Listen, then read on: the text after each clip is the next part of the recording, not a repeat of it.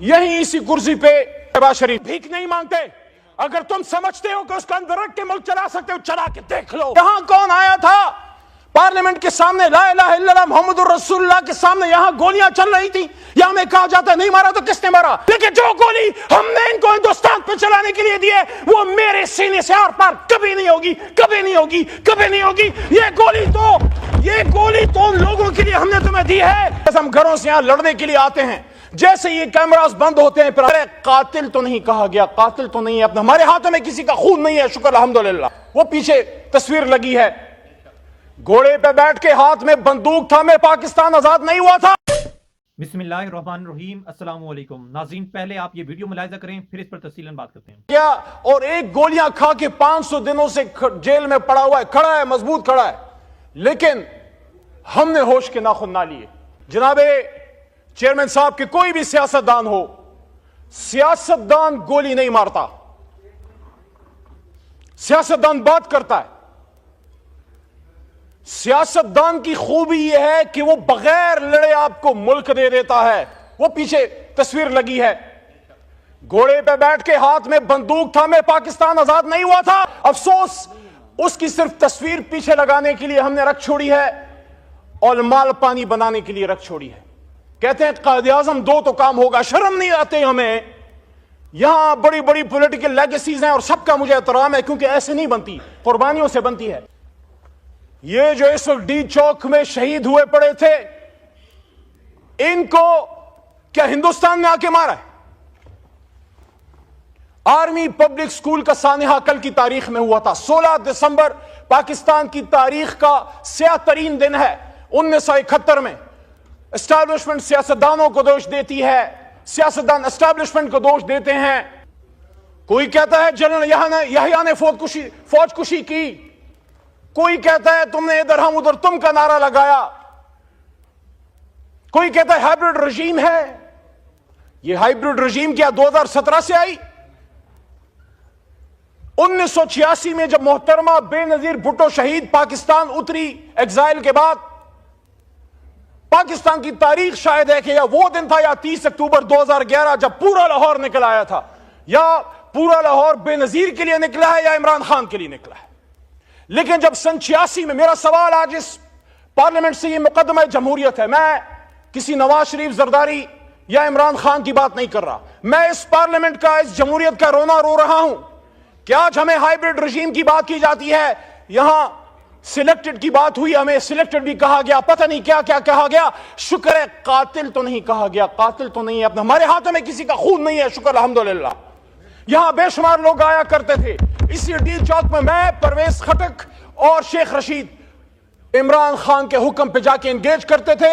यहां साथजा कराम आए, यहां एलएचवीज आए, यहां नर्सेज आए, यहां सरकारी मुलाजमीन आए, यहां उलमा कराम आए, यहां बिलावल साहब आए, यहां मरियम नवाज साहिब आए। हमने एंगेज किया, न गोली चलाई, न किसी को पकड़ा। 24 घंटे से ज्यादा रिकॉर्ड किसी के पास नहीं है कि हमने किसी को जेल में रखा।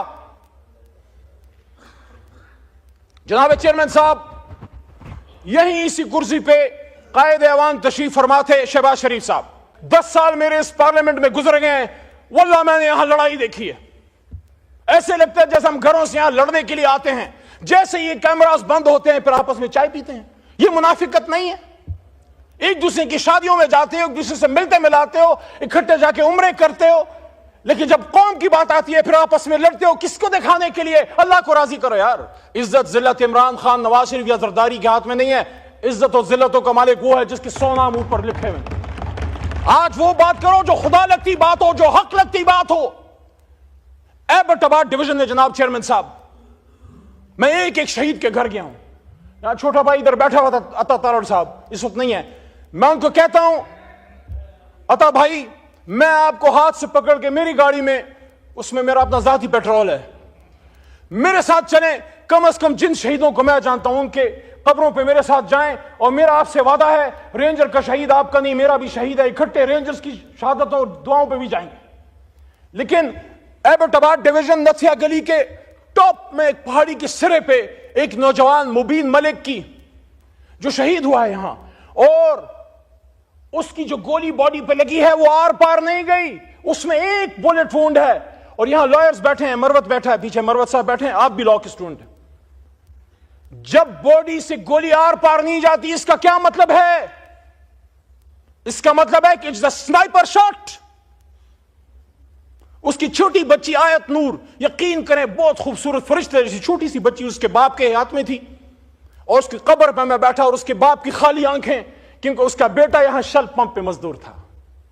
کیا گناہ کیا تھا اس نے؟ وہ بھی تو کسی کا بلاول تھا, وہ بھی تو کسی کا قاسم یا سلیمان تھا یا حمزہ تھا.